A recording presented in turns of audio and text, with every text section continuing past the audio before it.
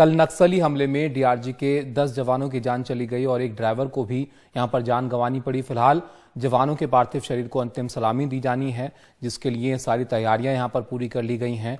मुख्यमंत्री भूपेश बघेल भी दंतेवाड़ा पहुंच रहे हैं, जहां वो जवानों की अंतिम सलामी कार्यक्रम में शामिल होंगे। इसके बाद जवानों का पार्थिव शरीर उनके परिवार वालों को सौंप दिया जाएगा। आपको बता दें कि नक्सलियों का ये बड़ा हमला कल दोपहर करीब हुआ, जब दंतेवाड़ा के अरनपुर में उस गाड़ी को नक्सलियों ने निशाना बनाया, जिसमें डिस्ट्रिक्ट रिजर्व गार्ड यानी डीआरजी के जवान आ रहे थे। एनडीटीवी को मिली जानकारी के मुताबिक नक्सलियों ने धमाके के लिए 50 किलो आईईडी का इस्तेमाल किया और धमाके के चलते घटनास्थल पर 10 से 12 फुट गहरा गड्ढा बन गया। गाड़ी भी काफी ऊंचाई तक जो है वो उछली इस धमाके की वजह से। जैसे कि अनुराग ने भी बताया, ये धमाका इतना जबरदस्त था कि जिस गाड़ी में डीआरजी जवान थे उसके परखच्चे उड़ गए। हमले के बाद केंद्रीय गृह मंत्री अमित शाह ने छत्तीसगढ़ के सीएम भूपेश बघेल से बात की। वहीं मुख्यमंत्री भूपेश बघेल ने घटना पर दुख जताते हुए कहा कि नक्सलियों को बख्शा नहीं जाएगा। अब सवाल ये उठ रहे हैं कि क्या कहीं ना कहीं प्रशासन की यहां पर चूक भी हुई है? क्या एसओपी को ध्यान में नहीं रखा गया? यहां पर क्यों इस हमले से पहले पुलिसकर्मियों के काफिले के रूट की चेकिंग और रोड ओपनिंग पेट्रोलिंग नहीं की गई थी?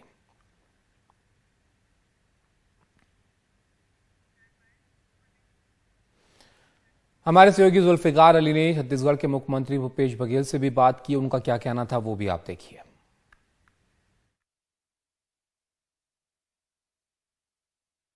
दंतेवाड़ा की जो घटना हुई है उसे आप किस तरीके से देखते हैं और क्या लगता है कि नक्सली कितने बैकफुट में हैं अभी? देखिए, नक्सली तो बहुत पीछे हट चुके हैं। पहले और अब में अंतर ये है कि पहले कैंपों में हमला होता था और हमारे जवानों की शहादत हो जाती थी।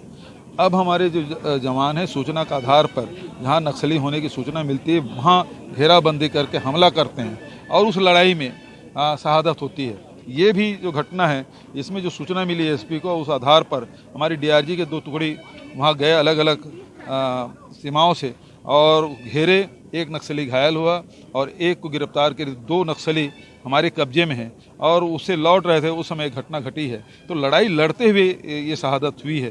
पहले और अब में बड़ा अंतर है और इस तरह से नक्सली की हिम्मत पस्त होते जा रहे हैं। नक्सलियों ने क्या कोई संदेश देने की कोशिश की? क्योंकि ये बात कही जाती रही कि नक्सली का जो क्षेत्र 60% कम हो गया है और अब इतनी बड़ी वारदात को अंजाम दिया। देखिए, अपने अस्तित्व को बचाए रखने के लिए वो लड़ाई लड़ रहे हैं, लेकिन अब उसकी जो सीमा है वो सिमट गया है।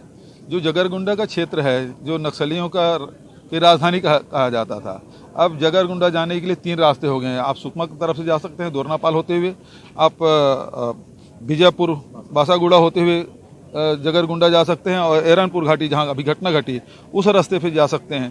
तो ये 3 तरफ से सड़कें बन चुकी है और लगभग 4 सालों में 75 कैंप बने हैं जो कोर एरिया में बना है और इस कारण से नक्सली अब सिमट गए हैं। उसको छुपने की जगह वो खोज रहे हैं। अब अगला छुपने की जगह वो कौन सी होगी, ये स्थिति, क्योंकि जो हिडमा का जो हेडक्वार्टर है पुवर्ती, अब वो हमारे पहुंच के अंदर में आ गया, सीमा में आ गया है।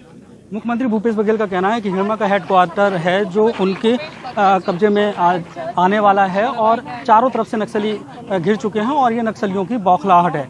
जुल्फिकार अली, एनडीटीवी इंडिया के लिए।